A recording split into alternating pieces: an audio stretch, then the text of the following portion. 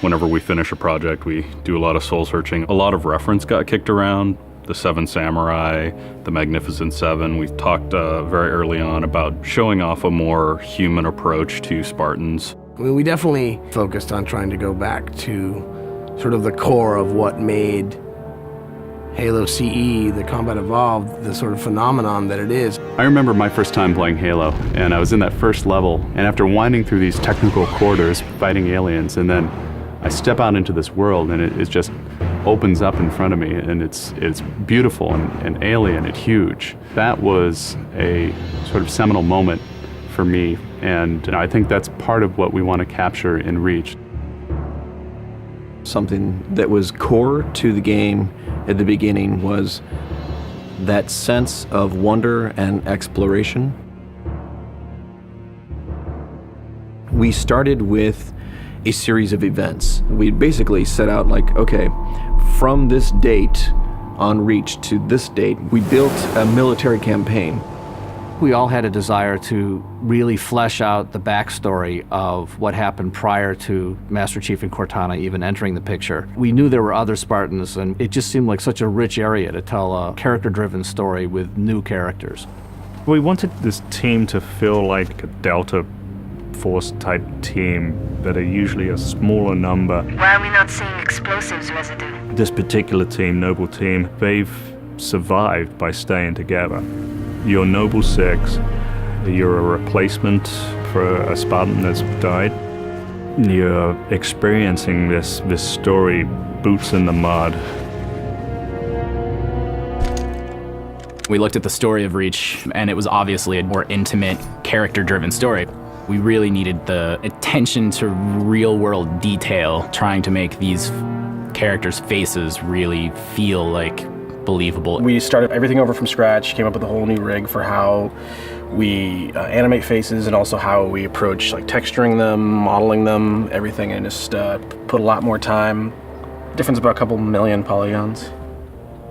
We absolutely want Reach to tell a human story, and that's going to require us to invest significantly into higher fidelity models, much more open environments, larger numbers of AI than ever before in a Halo game.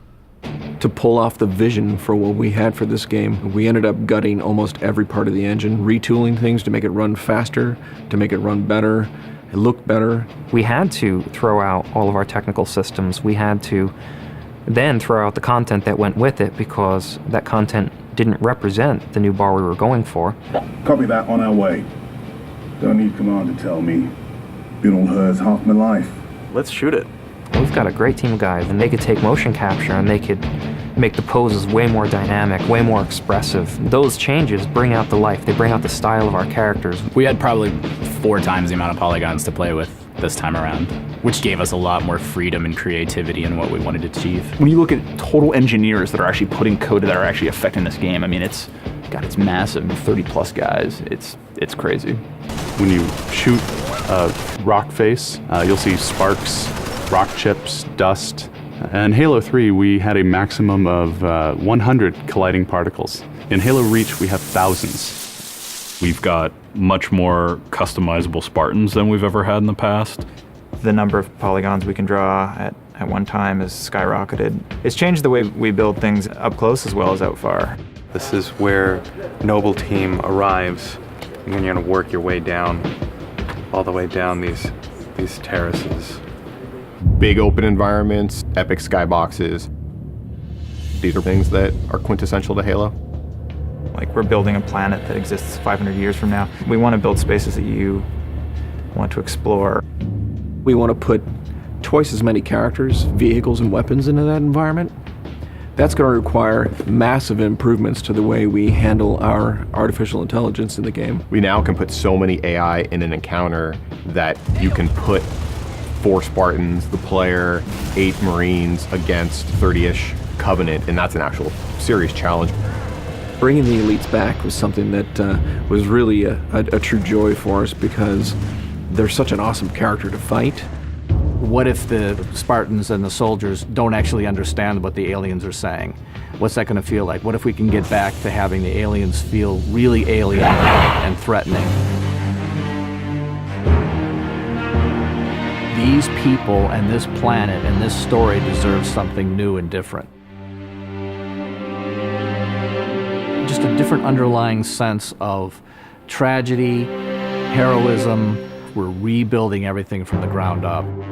You have to walk this very fine balance. We want to add new things, but we don't want to rough up anybody's baby. I mean, that's the whole thing about the crazy sausage that is Bungie's Halo Reach ODST universe, is that we've sort of developed this gameplay that every person sort of has the different things about it that they like, and I still think that we still struggle to figure out exactly what, like what can we add or remove without pissing off certain people in the population. We looked at the Halo 3 assault rifle, and it really does feel kind of dated. It fit the tech then, but now we have all of these new polygons to play with. We went to a lot of trouble to sort of ground the weapons and the vehicles more in this sort of more real, more gritty world. We refined a lot of the weapons to push them into their particular role, and that role is defined a lot by range and the range of combat that you're going to play. For instance, the DMR, which is a sort of medium to long range suppression marksman rifle. It's going to be a sandbox game. It's not going to be a carefully scripted game where every movement of the AI is controlled by a mission designer. It's much broader than that. It allows the player to deal with encounters in their own specific way. There's definitely going to be offhand grenade throwing. There's definitely going to be vehicles. There's definitely going to be a large number of weapons that are incredibly powerful, incredibly accurate, that allow the player to feel like a badass. Now, if you melee him in the back of the head, like you really mean it, you're holding down on the button, and you will launch into this more elaborate animation sequence. It's going to be a very different campaign experience for people overall. We're doing stuff in the campaign that people absolutely won't expect from a Halo game. Bigger battles. Brand new cast of characters. An incredibly ambitious game. Every neuron in my head is firing with just reach, reach, reach. We knew from the beginning what the end was going to be. This is the definitive Halo made by the people who created Halo.